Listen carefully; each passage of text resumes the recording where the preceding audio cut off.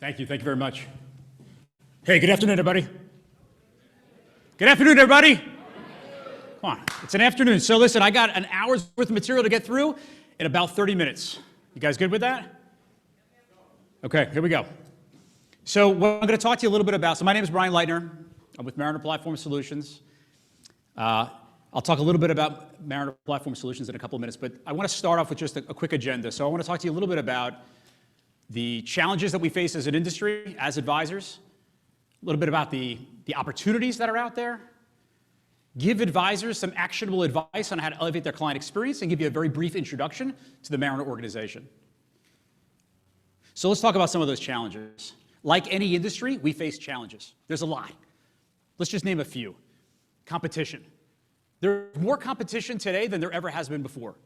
Whether it's the wires, the IBDs, the digital advisors and robo, the RIAs, the mega RIAs, there's no shortage right now as it relates to competition, which in turn creates this war on talent that's been referenced here this afternoon.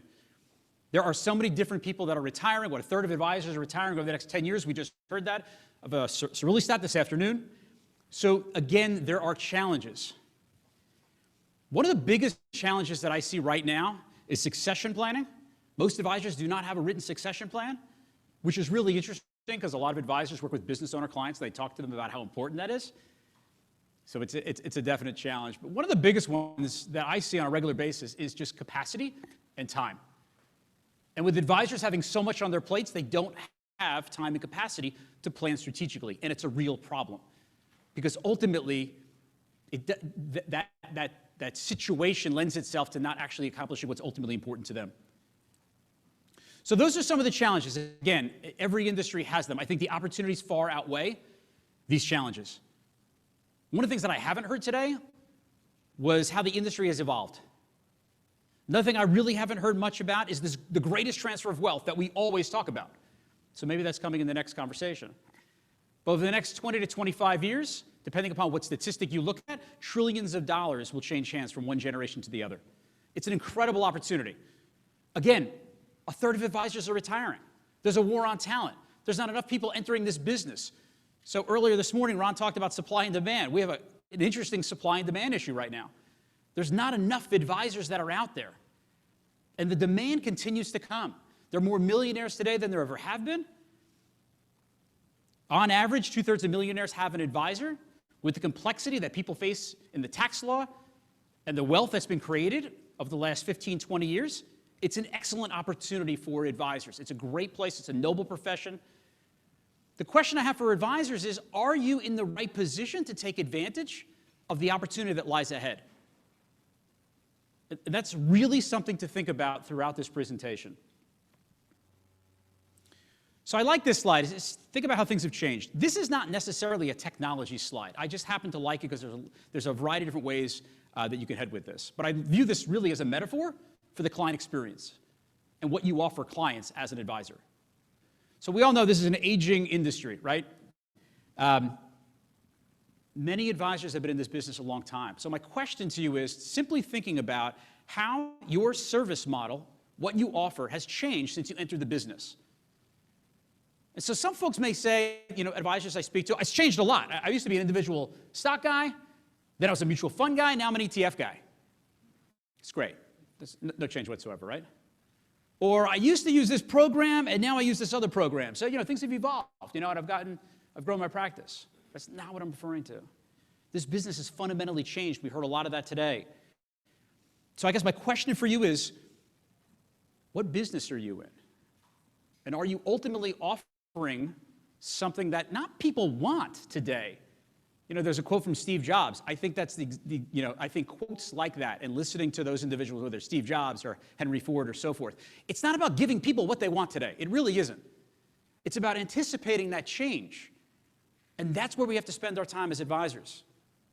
I love to ask advisors this question: what do you do outside of wealth management for your clients? 9 times out of 10, it's a deer in the headlights look. What do you mean? I'm a financial planner, or I'm an investment person, I'm an insurance individual, I'm this, that, the other. So I think the way advisors should think about themselves, or at least the way we think about this business, is that we're advocates for our clients, and we want to try and help them live a better life, both personally and professionally. And so when I talk about things outside of wealth management, these are things that, I'll give you a couple different examples. I have 2 kids. Any parents in the room? Okay, so you probably understand this and are online. You do something for me, I appreciate it. You do something for one of my kids, I'm in debt to you. So we all talk about what are we doing for the children of our clients. I'll give you a couple of quick ideas. One is if they're at college age, right, they should have core documents and estate plan put together.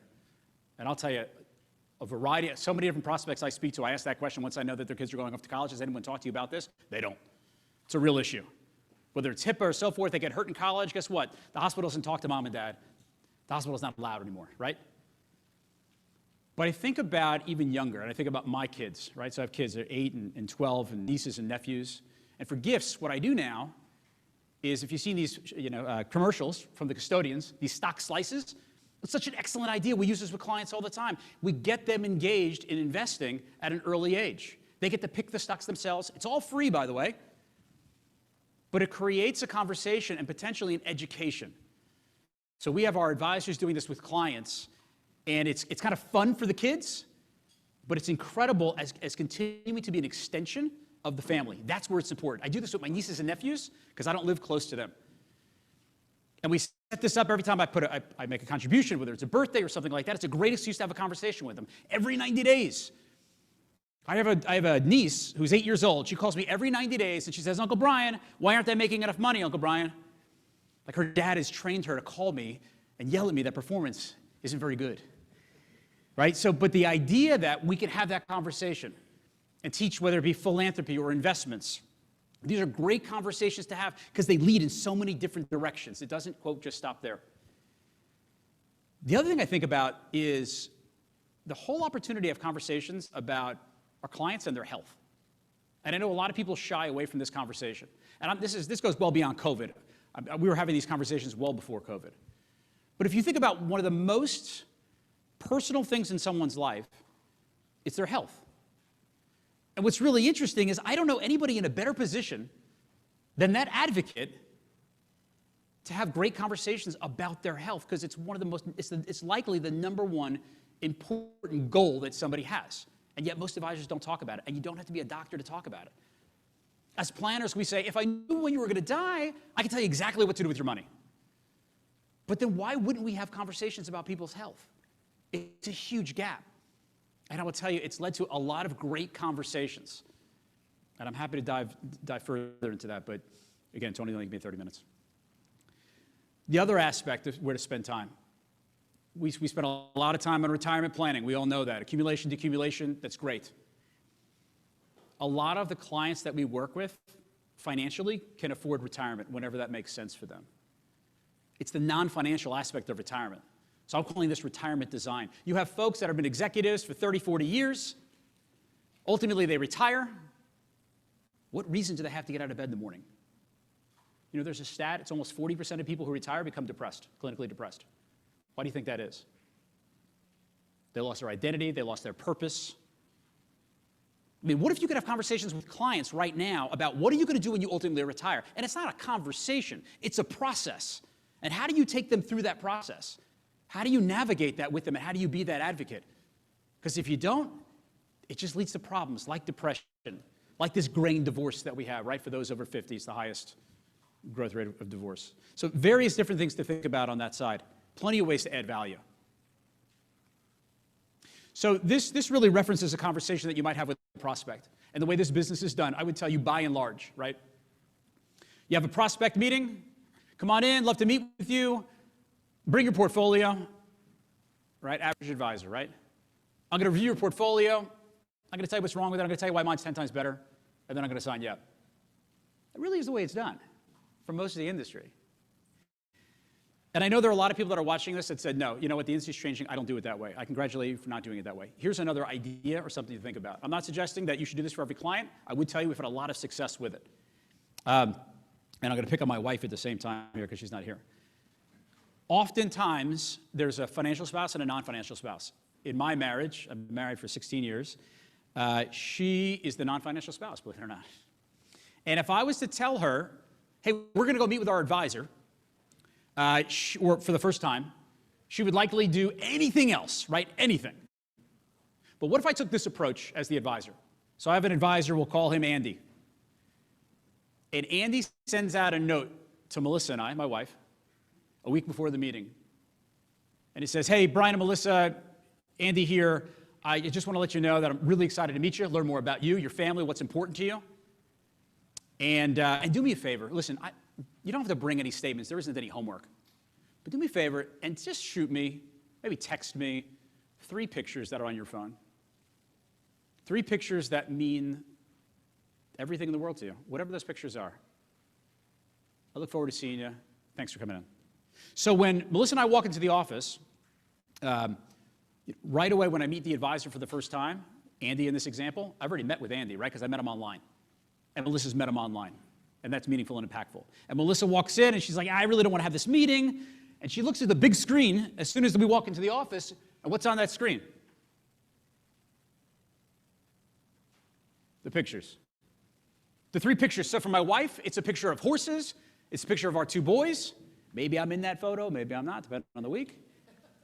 And maybe it's the house. Those are the most meaningful things in her life. And she walks in, and instead of being intimidated and wanting to get the heck out of there, how does she feel when she sees these pictures? Comfortable. It's a smile on her face. Like, okay, I know these guys. What are we talking about? And Andy looks at her and says, we're going to spend the rest of the afternoon or the next hour or so, and we're just going to talk about these pictures. How does that sound? And Melissa says, this is awesome. It's all I want to talk about. We don't get into the market.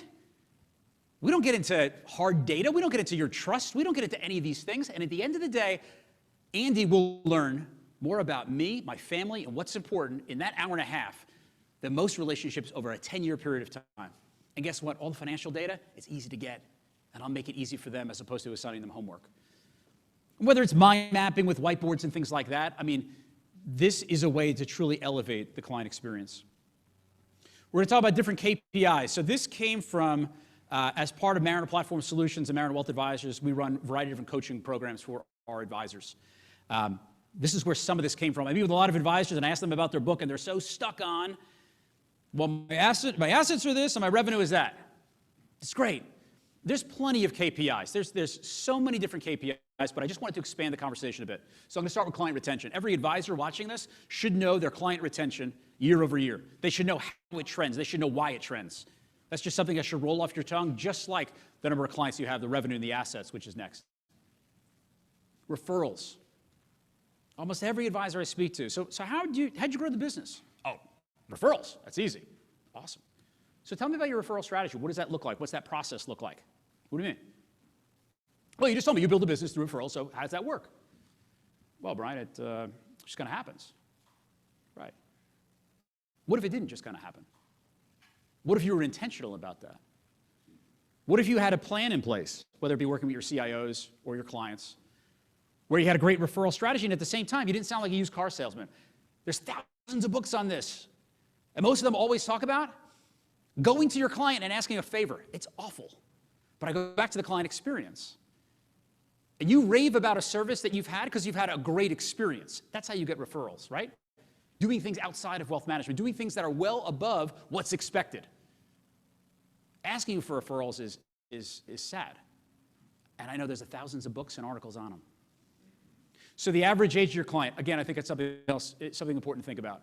How old are your clients? Right? Are they all 80 years old? Are they not buying green bananas anymore? Or are they young executives? Like, what does that look like? And if you take a look at that and you see it's lopsided, and the average age of the average advisor's client, right, maybe in their 70s, what are they doing to build the other side of that, right? What are they doing to get younger advisors and younger clients, and what's the plan around that? Share of wallet. I know every advisor that's watching this, and every advisor I have ever met, and I've been doing this for over 20 years, says they have 100% share of wallet. Does that sound familiar? Right. Every study would prove otherwise. So my question for you as an advisor is, what is your plan to go after those assets? A, how do you identify them? And what if you took the next 6 weeks of the year and just came up with a plan identifying outside assets? Like, what would that look like? And then you start using Q1, you build a plan to go after those assets and consolidate. Cost of acquiring clients, it's pretty straightforward. The children of our clients, we've talked a little bit about that. whether it's the children of our clients, and there's so many different things that you can do for these individuals. I mean, right now, you could run a webinar right now and say, send it out to all your clients and say, hey, listen, I'm taking live questions, anything you have, 401k, you want to get a mortgage, whatever that looks like. Use the chat feature for a half hour this month. That's what I'm doing. Send that out to all your clients. It's a great idea to just build an awareness. Otherwise, they're going to Google. They're probably going to Google anyway. But that's a great way to just extend that branch. We talked about both spouses' engagement and how important that is, because even though there's one financial spouse, for those of you who've been married a long time, I don't know that there's one decision maker, regardless on who the financial spouse is versus the non-financial spouse, right? So it's incredibly important. The plan is both your plans. And then your time. So this was talked about a little while ago, or I think this morning. Where do advisors spend their time? Because there's so much on their plate. And if you're an advisor watching this, I would ask you, A, where do you spend your time? And B, how do you want to spend your time? What's the best use of your time?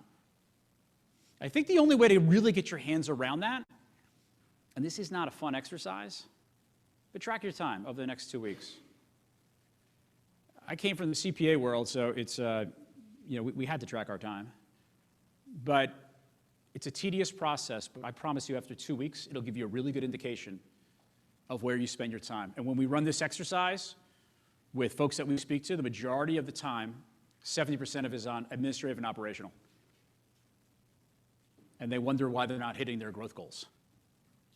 So a variety of different things to think about. Again, how you allocate your time, track your time, and then figure out what to do. How do you shed some of those responsibilities? Maybe you outsource them. Maybe you hire somebody else, whatever that looks like. So a few different things to consider as we go through this.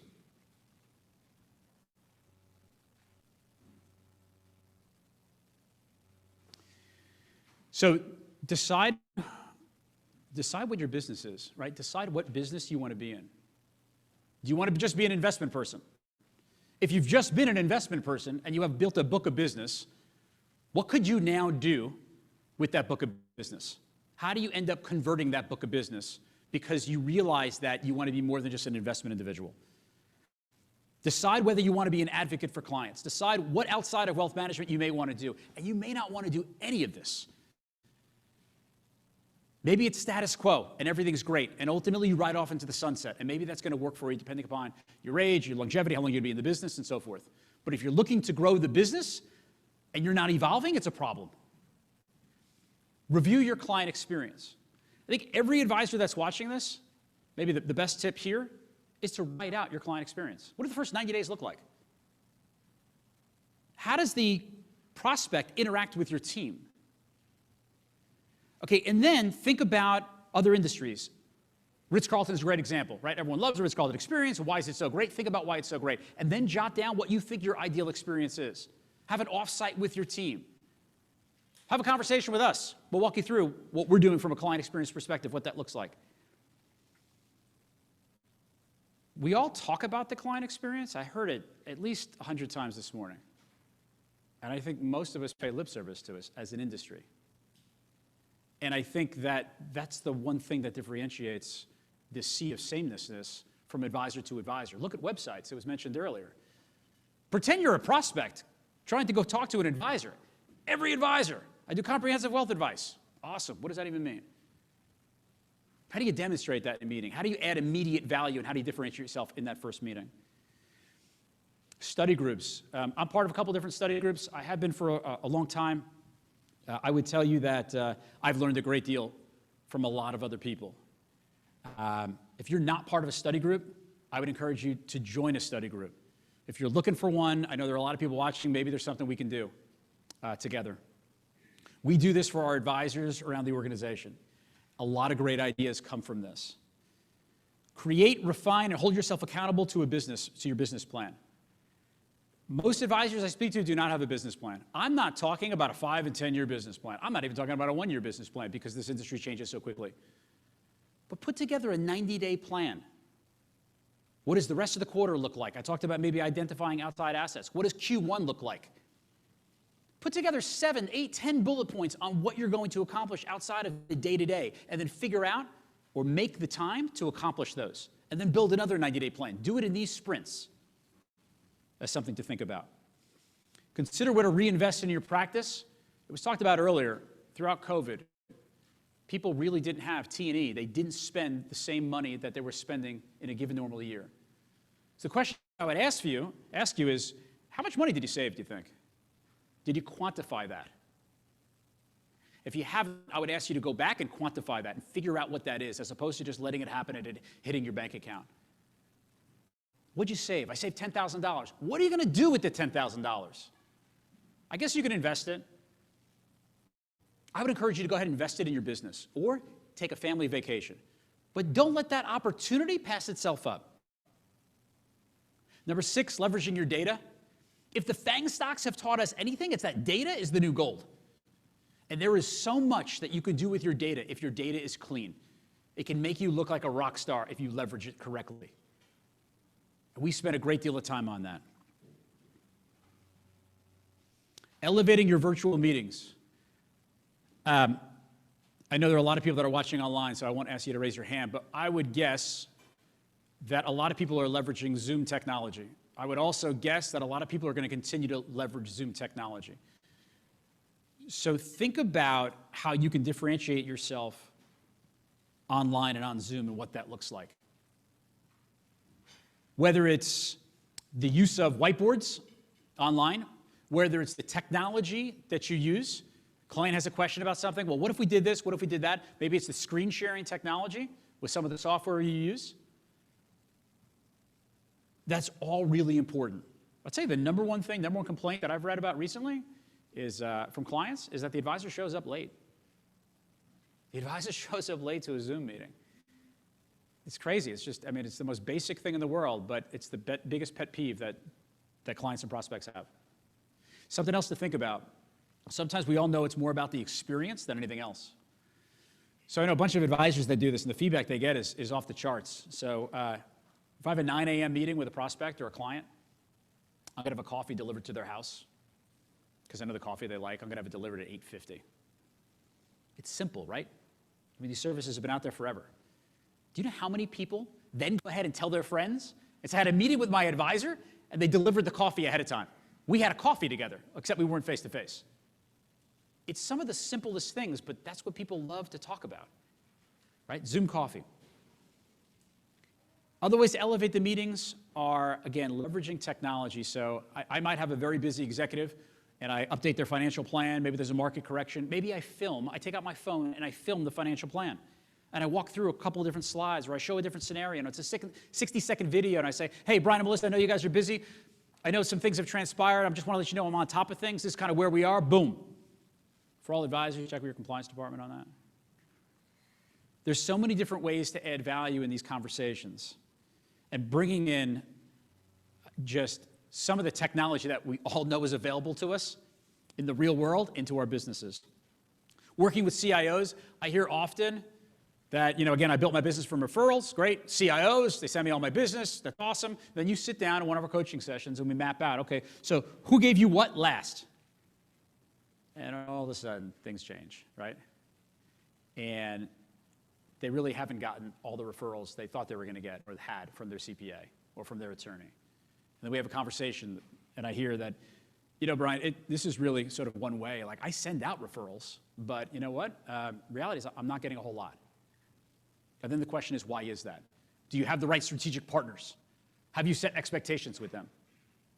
And you have conversations with advisors. Well, how many CPAs do you work with in your network? 22, 23, 24. All your clients are local? Yeah. Okay, maybe you need to narrow that down a bit. Maybe every month you need to meet with them and be very intentional about what the overall goal is and how you're going to support each other's business and be very upfront. And if somebody's not interested in that, maybe you don't do it. Maybe you do a financial plan and take this individual on as a client without having them pay, just so you can demonstrate that your client experience is heads and tails above the other advisors you work with. That's a great opportunity. They get to test drive something. And like I said, if they have a great experience, just like any of us, we tell other people about it. Content, seminars, social media, this was mentioned earlier today. I would tell you guys 5, 6, 7 years ago, I would tell you social media, I think it's a waste of time. I don't think you're going to receive any clients off it. That was just me personally. I was dead wrong. we receive a great deal of wealth from our social media and what we do there and webinars. So if you're an advisor that's not doing that today, I think you're doing yourself a disservice as it relates to growth. There's a lot of opportunity, especially all the changes as it relates to tax and business owners over the past few years. And finally, what to consider, exploring other organizations that can help you support your own goals. So I think, inertia was mentioned a couple of times today, and I had a conversation with lunch with someone, and I applauded them for simply lifting their head up, coming to an event like this, just to see what else is out there, just to see what other models are out there. I think they owe it to themselves. And at the end of the day, if they think they're in the right spot, that's great. They should stay where they are, but it gives them opportunity. So I'm going to transition a bit with 5 minutes to go or so and talk to you a little bit about Mariner Wealth Advisors. So Mariner Wealth Advisors is a nationally registered RIA. We're 15 years old. We started in 2006 with about $300 million in assets under management, about 8 individuals. It was a lift out of A.G. Edwards. We really wanted to create a culture that we could have been proud of and provide clients that one-stop shop. So fast forward to today, we have over $50 billion in assets, almost 1,000 associates, almost 500 advisors. And we lead with wealth planning, and I'll get into some of those resources in just a second. Okay, always leading with the fiduciary mindset, always doing what's in the best interest of the client, but understanding the needs of advisors. So we grow in a couple of different ways. We grow organically, and we grow inorganically. We grow organically of north of 15% every year. That's without the market. That's backing out market returns. Just a few minutes ago, we heard about the lackluster growth that's happening in our industry and what happens on average. We also grow inorganically. We acquire practices, RIAs, IBDs, wirehouse advisors. So we grow in a variety of different ways. And we have a variety of different resources that we provide folks that make us different. So I'll walk through some of these very quickly. I know there are folks that are watching this, they're not in the business of giving tax advice. By law, they're not allowed to. The infrastructure, it doesn't enable them to do that. We give tax advice. We do tax planning, and we file tax returns. We have over 100 CPAs at the firm that support our advisors and our clients. This whole screen, we refer to this as our advisory solutions resources. These are the advisors or experts to our advisors. So again, there isn't any type of tax return that we don't file for clients. Insurance solutions, we own our own insurance agency. There isn't anything on the risk management side that we can't handle. Always in a fiduciary capacity and not in bed with any provider. We shop the entire market as fiduciaries. Specialized business owner services, we have our own investment bank. It's a boutique investment bank and business valuation practice. If you think about advisors and the amount of clients that they have that are business owners, how do I grow? How do I grow inorganically as a business owner? How do I exit the business? How do I value the practice? What do I do from an estate planning perspective? We take that on for them. We built our own trust company about 7 years ago. We use the custodian platforms as well as Fidelity and Schwab. We also use their trust companies.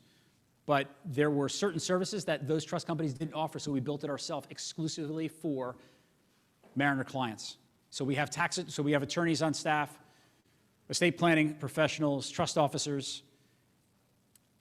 We have a retirement planning services division because 401ks and DB plans kind of land on the laps of advisors, and the reality is they want to spend their time elsewhere.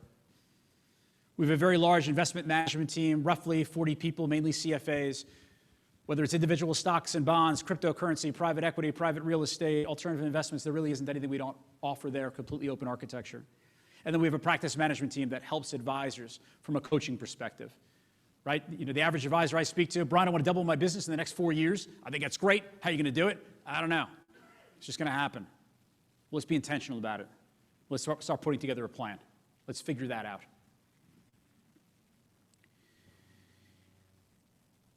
I mentioned a minute ago that we grow inorganically. When we do that, we acquire the practice. Those individuals that we acquire, they become W-2 paid employees of Mariner Wealth Advisors. Then we plug them into all of our resources. Well, over the years of doing all these transactions, advisors along the way asked us, they said, hey, listen, I'm an entrepreneur. I don't want to sell my business today. I want to build enterprise value. But what you built is incredible. I love the culture. I love the resource. I love the people. But I'm not going to sell today because the reality is my business is going to be worth so much more in the future. But if I can leverage your resources to take care of the back office, so I can get help on the front office with all these professionals that you just mentioned, I can truly grow my business. I can just focus on being an advisor shoulder to shoulder and not having to worry about the vendor management, the legal, the compliance, the marketing. That's why MPS was born. Mariner Platform Solutions is wholly owned by Mariner Wealth Advisors, where we partner with advisors on a 1099 basis. It's a fee-for-service model. We create their own business entity, an LLC. So we help them with the legal structure. We help them with all the compliance. We help them with all of our technology. Our technology is best of breed. We do not build it in-house. We go out, we get the best, and we deliver that because that's what the advisors and that's what our clients ultimately expect. It's a very integrated approach in an advisor desktop, if you will. And then from an operations perspective, right, we take care of the reconciliation, the reporting, everything goes along with that. So you have all of these different resources, whether it be technology, infrastructure, compliance. The growth opportunity is that we give you time back in front of clients and prospects, which ultimately leads you to grow, especially when you marry all of the resources that we're able to deliver as a one-stop shop, simplifying the client's life. And that's really what we think the future of the business is about. Being advocates for clients and making sure that as that trusted advisor, they can make one phone call and we can take care of everything else. And all of these individuals are on the same side of the table as the advisor, as the client, as fiduciaries, as opposed to a lot of outside CIOs. And if you're an advisor, you probably dealt with this whole idea of this fee justification and other people adding, their own input or their own agenda. It's not that we don't work with outside centers of influence, because we do, but the ability to do it in-house so things don't slip through the cracks and we create a phenomenal client experience. That's what we're in the business of doing. So with that said, as we wrap up, I would just ask the advisors that are watching this to think about the vision for their practice. Set aside time to do this. What does the business look like a year from now, 5 years from now, maybe 10 years from now? Who do you want to serve? What do you want to be known for? How many people are going to be on your team? What do you want to offer? What do you want to be known as? I don't think as advisors we spend enough time thinking about this. And again, I think it's simply because there's just too much on advisors' plates. So if we can help be a resource, we'd love to have a conversation with you. Tony, thanks for having us. Hey guys, thank you for giving me the time. I appreciate it. Thank you.